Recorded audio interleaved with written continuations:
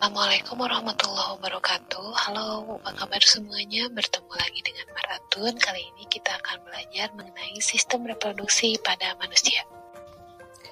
Materi yang akan dibahas dalam sistem reproduksi pada manusia ini adalah pembelahan sel, struktur dan fungsi organ reproduksi laki-laki dan perempuan, siklus menstruasi, fertilisasi dan kehamilan, serta penyakit pada sistem reproduksi. Sebelum dilanjutkan pada materi, saya ingin mengajak untuk mengulas salah satu ayat dalam Al-Quran, yaitu Quran Surat Al-Insan ayat 2, yang di dalamnya menjelaskan mengenai proses penciptaan manusia yang terbentuk dari tetes mani yang bercampur. Maksudnya di situ adalah gabungan dari sel sperma dan akan masuk pada pembahasan yang pertama, yaitu mengenai pembelahan sel. Pembelahan sel sendiri bertujuan untuk pertumbuhan, untuk perbaikan, dan untuk reproduksi. Pembelahan sel sendiri macamnya ada dua, yaitu ada mitosis dan meiosis. Mitosis sendiri terjadi pada sel-sel tubuh atau sel somatik dari makhluk hidup, di mana dalam pembelahan ini dihasilkan sel anak yang mempunyai kromosom yang jumlahnya sama dengan jumlah kromosom sel induknya. Di sini, pembelahan mitosis merupakan proses yang berkesinambungan yang terdiri atas 4 fase pembelahan, yaitu ada profase, metafase, anafase, dan telofase. Sementara untuk pembelahan meiosis terjadi pada sel-sel kelamin. Dalam pembelahan ini berfungsi untuk menghasilkan sel gamet, dan melalui pembelahan ini akan dihasilkan sel anak yang mempunyai jumlah kromosom setengah dari jumlah kromosom sel induk. Selanjutnya, kita akan bahas mengenai organ reproduksi pada laki-laki beserta fungsinya. Berikut ini adalah gambar dari organ reproduksi laki-laki dan akan dijelaskan berikutnya apa saja bagian-bagian dan fungsi dari organ reproduksi laki-laki. Organ yang ditunjuk oleh poin A adalah penis, di mana penis ini merupakan bagian luar organ reproduksi laki-laki yang berfungsi sebagai saluran kencing dan saluran sperma. Dan bagian B namanya adalah skrotum, merupakan bagian seperti kantung yang di dalamnya terdapat testis, berfungsi menjaga suhu testis agar sesuai untuk produksi sperma. Merupakan bagian yang bentuknya bulat seperti telur yang tersimpan dalam skrotum, fungsinya untuk memproduksi sperma dan testosteron. Berikutnya ada epididymis yang berfungsi sebagai tempat menyimpan sperma sementara. Kemudian ada vas deferens yang berfungsi menghubungkan epididymis dan uretra. Ada uretra yang berfungsi sebagai saluran keluarnya sperma dan urin. Ada kelenjar vesica seminalis yang berfungsi menghasilkan zat-zat yang diperlukan untuk perkembangan sperma. Dan ada kelenjar prostat yang berfungsi menghasilkan cairan yang bersifat asam, serta ada kelenjar Koper yang berfungsi menghasilkan lendir.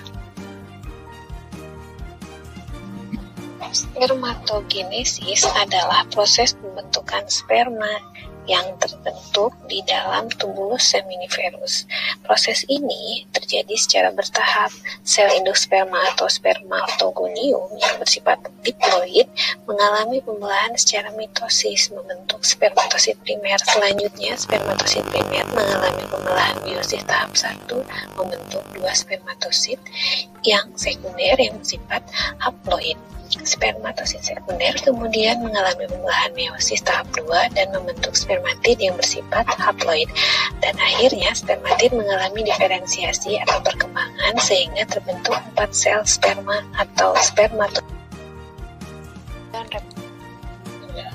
Sekarang kita masuk pada penjelasan mengenai organ reproduksi wanita beserta fungsinya. Berikut ini disajikan gambar dan bagian-bagiannya dan penjelasannya akan dibahas di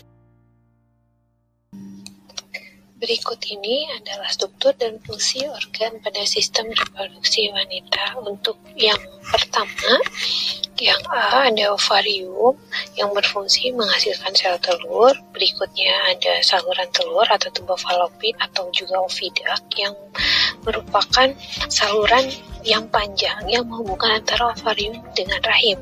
Berikutnya ada infundibulum yang strukturnya itu berbentuk seperti corong dan merupakan ujung dari tuba falopi. Berikutnya ada rahim atau uterus. Strukturnya seperti buah pir yang berfungsi sebagai tempat berkembangnya janin selama kehamilan. Berikutnya ada endometrium. Di sini merupakan lapisan yang membatasi rongga rahim dan melurus saat menstruasi. Selanjutnya ada serviks, yaitu struktur rahim bagian bawah yang menyempit dan membuka ke arah vagina. Berikutnya ada vagina, yaitu saluran yang menghubungkan lingkungan luar dengan rahim, saluran mengalirnya darah menstruasi, dan merupakan juga saluran keluarnya bayi pada saat kelahiran normal. Berikutnya ada fimbriae, yaitu struktur yang berjumpai seperti jari jemari yang fungsinya untuk menangkap sel telur. Berikut ini disajikan proses oogenesis, yaitu proses pembentukan sel kelamin pada wanita, yaitu sel telur atau ovum, dan terjadi di dalam organ yang disebut dengan ovarium. Berbeda dengan spermatogenesis yang dimulai ketika anak laki-laki mulai masuk masa pubertas, oogenesis dimulai sebelum anak perempuan atau anak wanita tersebut lahir. Dalam proses oogenesis, oogonium atau sel telur bersifat diploid. Oogonium tersebut kemudian akan mengalami pembelahan mitosis membentuk oosit primer yang bersifat diploid. Oosit primer kemudian mengalami pembelahan meiosis tahap 1 membentuk oosit sekunder dan satu polosit. Polosit kemudian mengalami pembelahan meiosis tahap 2 menghasilkan dua polosit. Oosit sekunder selanjutnya juga mengalami pembelahan meiosis tahap 2 membentuk satu ootit atau satu polosit. Ootit kemudian mengalami diferensiasi membentuk ovum. Pada akhir peristiwa oogenesis, dari satu sel induk telur akan dihasilkan satu sel telur yang bersifat haploid dan 3 polosit yang bersifat. Baik, berikutnya adalah ovulasi. Ovulasi yaitu proses pelepasan sel telur atau keluarnya sel telur atau ovum yang sudah matang dari ovarium. Proses ini berkaitan dengan siklus yang dikontrol oleh hormon. Hormon yang mensugesti proses ovulasi ini antara lain adalah FSH atau follicle stimulating hormone dan LH atau luteinizing hormone. Nah, ovulasi sendiri umumnya terjadi pada sekitar 13-15 hari sebelum hari pertama haid. Nah, pada saat itu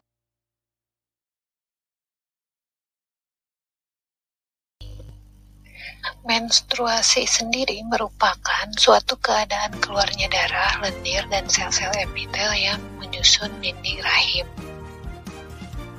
Menstruasi terjadi sebab sel telur yang dilepaskan oleh folikel tidak dibuahi oleh sperma. Dengan kata lain, tidak terjadi pembuahan.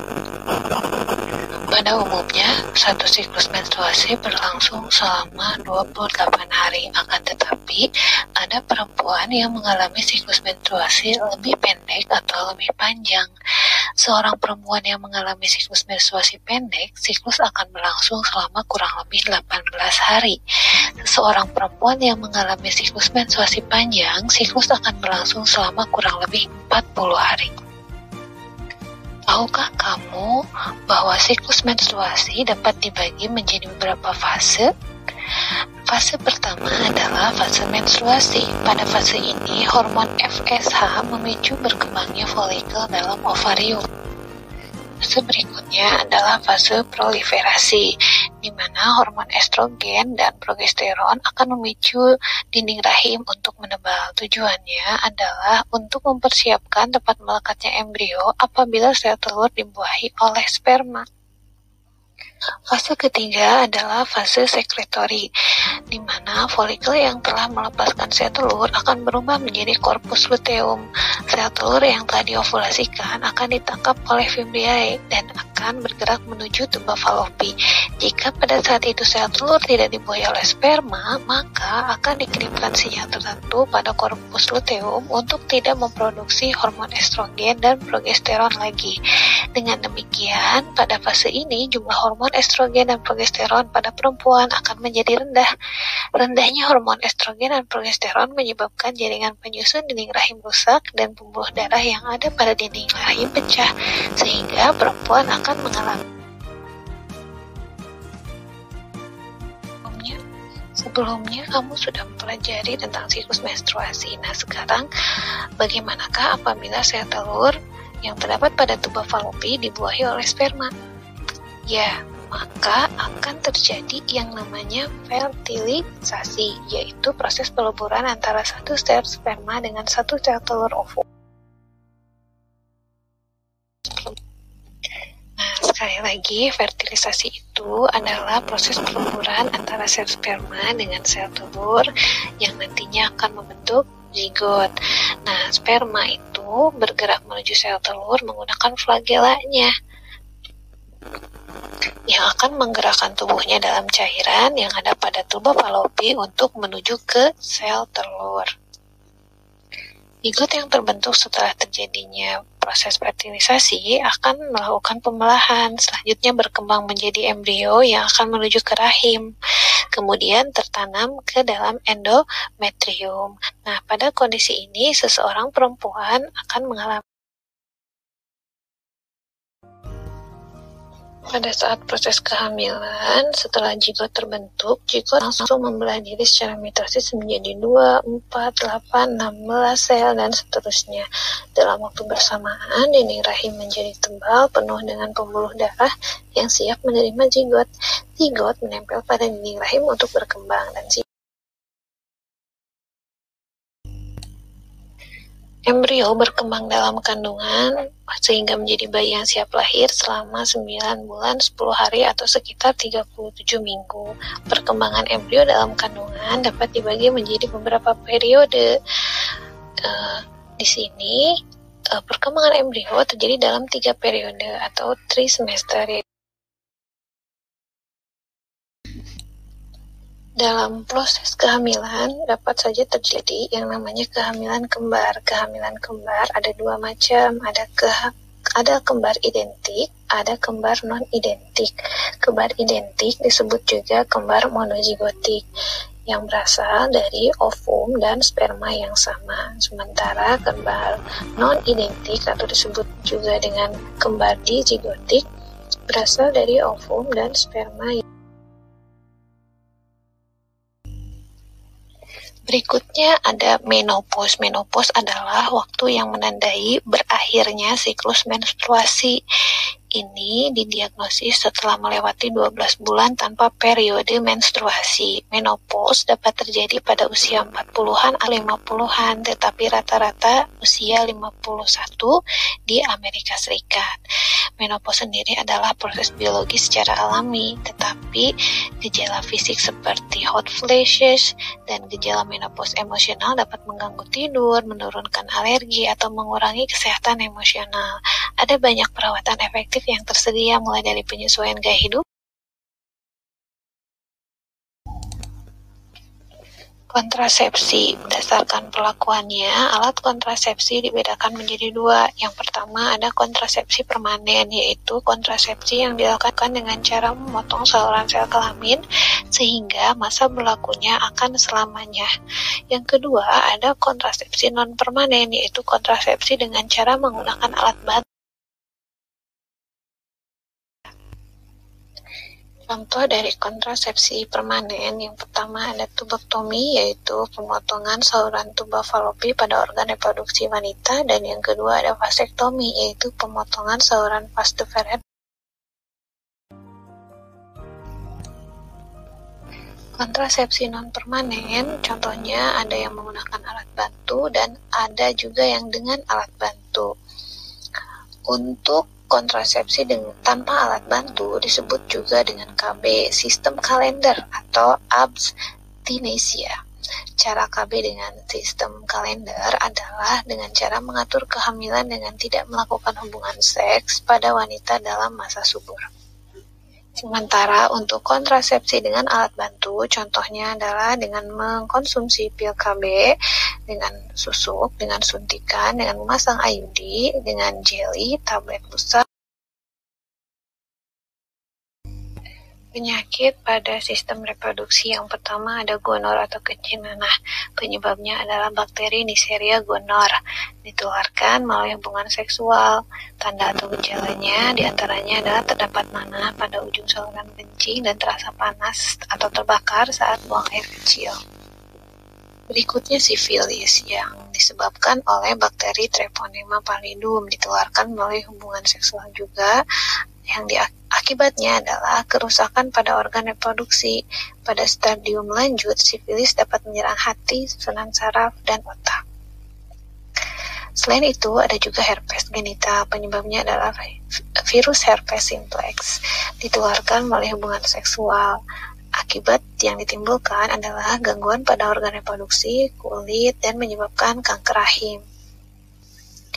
Berikutnya ada keputihan. Penyebabnya adalah parasit seperti jamur Candida albicans. Akibat yang ditimbulkan adalah adanya gangguan pada organ reproduksi wanita. Contoh berikutnya ada AIDS atau Acquired Immune Deficiency Syndrome. Penyebabnya adalah virus HIV, Human Immunodeficiency Virus. Akibat yang ditimbulkan adalah hilangnya daya kekebalan tubuh terhadap penyakit karena virus ini dapat menyerang sel-sel darah putih. Penyebarannya dapat melalui kontak cairan tubuh dengan penderita AIDS. Orang yang terinfeksi virus HIV akan menderita AIDS selama 6 bulan atau lebih tergantung daya tahan tubuhnya. Banyak contoh lainnya yang merupakan penyakit pada sistem reproduksi bisa kalian nanti baca di dalam buku atau kalian googling di internet. Untuk materi sistem reproduksi pada manusia dicukupkan sekian. Terima kasih atas perhatiannya. Mohon maaf apabila ada kesalahan. Wassalamualaikum warahmatullahi wabarakatuh.